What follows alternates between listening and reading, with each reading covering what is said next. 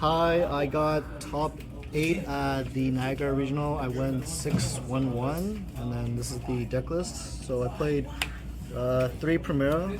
She's the Searcher. She's the only tuner as well, so this is a pretty hard choke point if she gets removed. 3 Trudea. This is kind of like your Eglin with this Rubina. She scales herself in one from deck, so it helps you actually do the combo. This is the level 8. It's an option. This one's better to have in your hand because it actually does something. This one's basically a brick, so it's not great, but it helps with the grind game, so you kind of have to play it sometimes. 3 field spell. It lets you play on the opponent's turn, and then it extends. 3 emblem. So these are basically the only extenders in the deck, so if you get interrupted on anything, you need to see one of these, otherwise you're passing on basically nothing.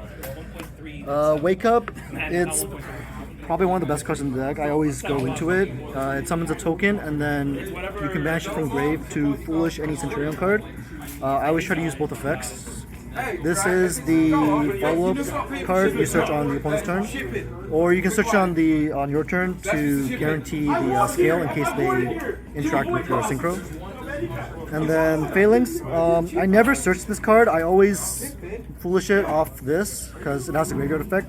So you use the graveyard effect to either extend if they imprint your synchro, or you can use the synchro as like material, and then just banish this to revive it and just keep playing. So that's the Centurion cards. We played 3 Prosperity because it's broken and we don't care too much about the extra deck. 3 Ash Blossom, 3 Imperm. This was the only hand traps I ran in the main deck, and then it worked well enough.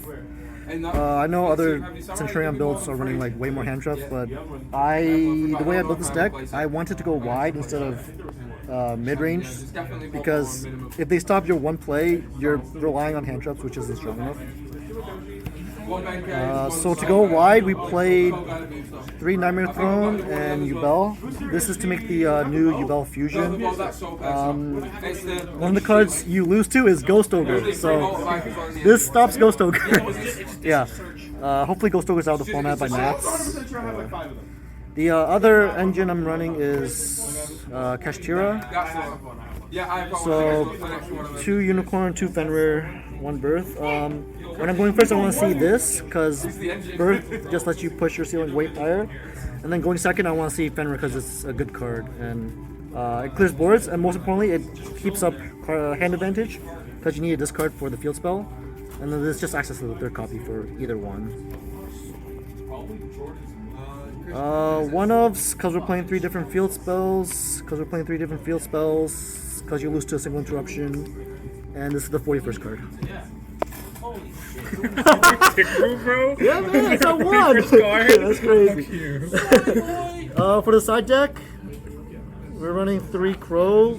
This is for matchups like Branded and Voiceless, or Yubel. Tempai, yes, it does stop Tempai. Breakers, more breakers, and then 3 Judgment for going first. I didn't really see these. You can choose to play like Floodgates because people aren't siding like Storms into you or backward removal. They're siding Cosmic, so they have to pick between Cosmicing the field spell or your Floodgate. So you can go with either one. For the extra deck,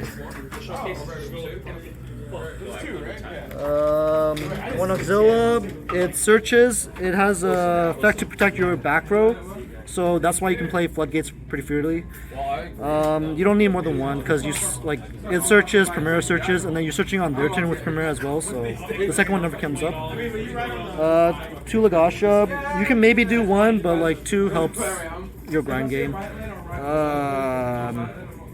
It's good. The only bad thing is that it conflicts with Prosperity. The protection effect on this is like a bit more niche, but it comes up when you like make SP because it protects it. Crimson Dragon because it's part of the combo, and then the targets. You make this on your turn or against like Lab, and then you make this against everything else, and it usually wins the game. This one is cuttable, but Toronto's a very flu-heavy region, and I haven't played against flu yet. But like in theory, I can do this and pass, and I don't think they have an out for it. So we'll see if I ever play against it. 2 fusion. I might play a third one and cut something else. The third one comes up when you use it on your turn, and they use it on their turn. When it passes back, you have the material to just first action make one, which is good. It's pretty good. It stops the Tempai cards because the field spell doesn't protect it since it's changing the effect, so that's good. IP and then SP and Underworld Gods as targets. Since you're going really wide, IP is a good card. SP is also good. Gravity Controller, you do this if they interact with your Synchro and the EMZ, you just link it off and then you revive it with the Chakra and then phase. And then Star Slayer, it's good for board breaking, but like you don't want to keep it on the field because it turns your cards off.